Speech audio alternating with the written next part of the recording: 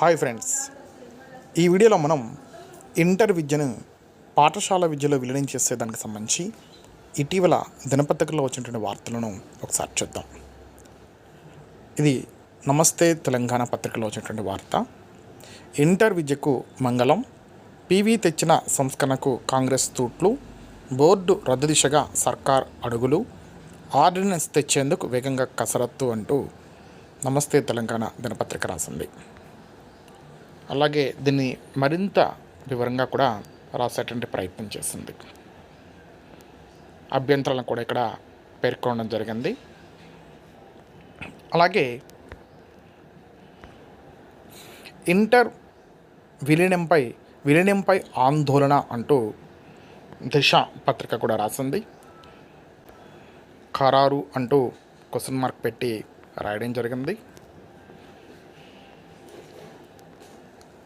ఈ వారంలోనే విధి విధానాలు ఖరారు చేసి ఆర్డినెన్స్ విడుదల చేసే అవకాశం ఉందని విద్యాశాఖ వర్గాలు పేర్కొంటున్నాయంటూ రాశారు.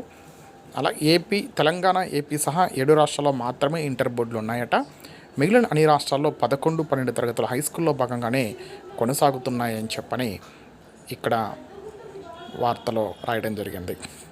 అలాగే 10వ తరగతి తర్వాత పై చదువులకు వెళ్లకుండా విద్యార్థుల డ్రాప్ అవుట్ల సంఖ్యను తగ్గించడమే ఈ విలీనం ప్రధాన ఉద్దేశమని ప్రభుత్వం చెబుతుంది అంటూ ఈ వార్తను కొనసాగించింది. అలాగే మరొక దినపత్రిక సాక్షి, దీన్ని పూర్తిగా చదివేటువంటి ప్రయత్నం చేద్దాం. పాఠశాల విద్యలోకి ఇంటర్ అంటూ ఇక్కడ రాసింది. ఇప్పటి వరకు ఉన్న ఇంటర్ బోర్డ్ పాఠశాల విద్యాశాఖలో విలీనం. 2026-27 విద్యా సంవత్సరం నుంచే అమలుకు నిర్ణయం. విలీనంతో కేంద్రం నుంచి మరిన్ని నిధులు వచ్చే అవకాశం 1-2 రోజుల్లో ఉత్తర్వులు అంటే ఈ వార్తను రాయడం జరిగింది. దీన్ని మరింత వివరంగా చూసేటువంటి ప్రయత్నం చేద్దాం. ఇంటర్మీడియట్ విద్యను పాఠశాల విద్యలో విలీనించాలని రాష్ట్ర ప్రభుత్వం నిర్ణయించింది.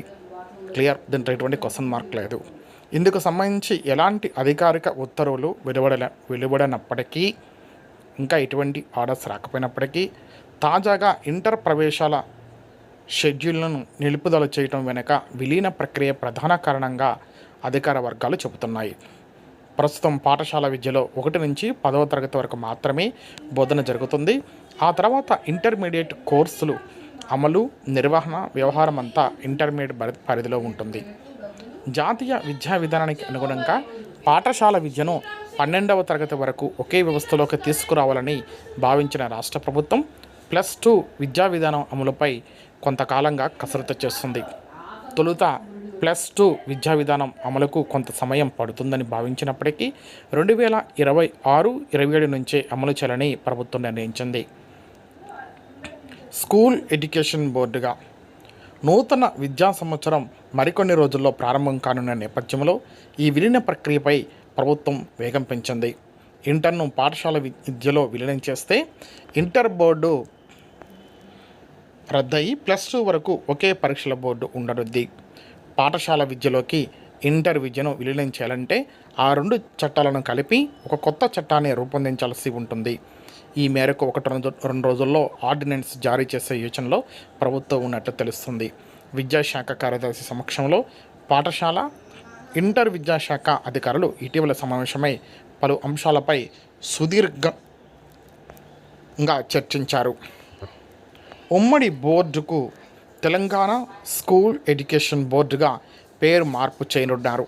ఈ ప్రక్రియలో భాగంగా పాఠశాల విద్యకు సంబంధించిన తెలంగాణ ఎడ్యుకేషన్ యాక్ట్ 1982ను సవరించడంతో పాటు ఇంటర్మీడియట్ విద్యా చట్టం 1971ను రద్దు చేస్తారని సమాచారం.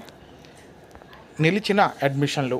వాస్తవానికి మే 8 నుంచి రాష్ట్రంలో అన్ని ప్రభుత్వ, ఎయిడెడ్, ప్రైవేటు జూనియర్ కళాశాలల్లో ఇంటర్ ప్రథమ సంవత్సరం అడ్మిషన్లు మొదలు కావాల్సి ఉంది. ఈ మేరకు ఇంటర్ బోర్డు కార్యదర్శి అభినవ్ షెడ్యూల్ జారీ చేశారు. అడ్మిషన్ల కోసం ఈ నెల 31 వరకు దరఖాస్తు చేసుకోవచ్చని, జూన్ 1 నుంచి తరగతులు ప్రారంభమవుతున్నాయన్నారు. అయితే విలీన ప్రక్రియ సర్వేయంగా జరగడంతో ఆ ఆదేశాలను నిలిపివేశారు. తదుపరి ఉత్తర్వులు వెలువడే వరకు ప్రవేశాలు చేపట్టవద్దన్నారు. విలీనంతో ప్రయోజనాలు. ఏటా 5 లక్షల మంది విద్యార్థులు 10వ తరగతి ఉత్తీర్ణమవుతున్నారు. అయితే తర్వాత చాలామంది ఇంటర్ తత్సమాన విద్యలో చేరకుండా ఇతర ప్రాంతాలకు వలస వెళ్ళి లేదా సొంత గ్రామాల్లో చిన్న చితక పనులు చేస్తున్నారు. వీరిలో ఎస్సీ, ఎస్టీ, బీసీ ఆర్థికంగా వెనుకబడిన వర్గాల విద్యార్థులు ఎక్కువగా ఉన్నారు. ఈ డ్రాప్అవుట్స్ తగ్గించాలంటే పాఠశాల విద్య పరిధిలోకి ఇంటర్ని తీసుకురావటం మంచిదని సీఎం రేవంత్ రెడ్డి చెబుతున్నారు.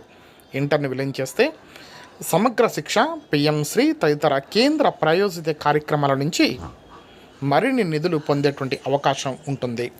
విద్యా సంస్థల్లో మౌలిక సదుపాయాలను పెంచుకోవచ్చని రాష్ట్ర ప్రభుత్వం భావిస్తుంది.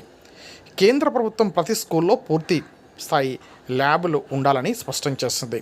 జూనియర్ కాలేజీలో సైన్స్ ల్యాబ్లున్న పాఠశాలలకు లేవు. ఇప్పుడు ఈ రెండింటిని కలపడం వల్ల వేరువేరు ల్యాబులు ఉండాల్సినటువంటి అవసరం లేదు.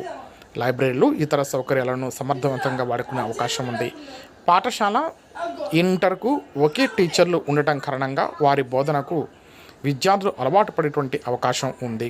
విద్యార్థి సామర్థ్యం ఏమిటో టీచర్లకు మరింత సులభంగా అర్థమయ్యే అవకాశం ఉంది అంటూ ఈ వార్తను సాక్షి దినపత్రిక అందించింది.